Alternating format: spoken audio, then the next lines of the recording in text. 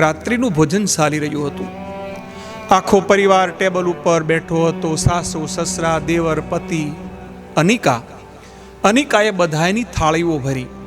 જ્યારે એનો વારો આવ્યો ત્યારે ફક્ત એક રોટલી જ એમણે રાખી છે. પતિ આરવે એની તરફ ધ્યાનથી જોયું અને પૂછ્યું, ફક્ત એક રોટલી જ તને ભૂખ લાગી નથી?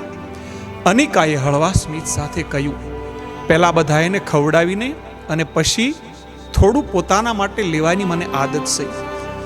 સાસુ ઈર્ષાળી હતી. પહેલેથી જ પોતાનું પેટ ભર્યું હશે, દેખાડો કરવાની એની આદત છે, આવું બોલી. આરવનું મન શાંત થઈ ગયું હતું. રાત્રે જ્યારે બધાએ સૂઈ ગયા ત્યારે આરવ ગુપ્ત રીતે રસોડામાં ગયો. એમણે ફરીથી ખાવાનું ગરમ કર્યું.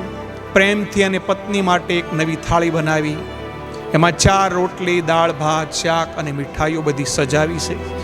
પછી ધીમે રહીને અનિકા પાસે ગયો અને કહ્યું, આજથી તારે આ બધી જૂની આદતો બદલવી પડશે.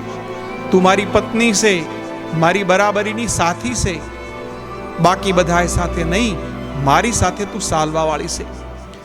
અનિકાની આંખોમાંથી આજે આંસુ વહે છે. એનું મન હળવું થઈ ગયું છે. પહેલી વાર એણે ખસકાટ વગર આખી થાળી ખાઈ લીધી, જમી લીધી.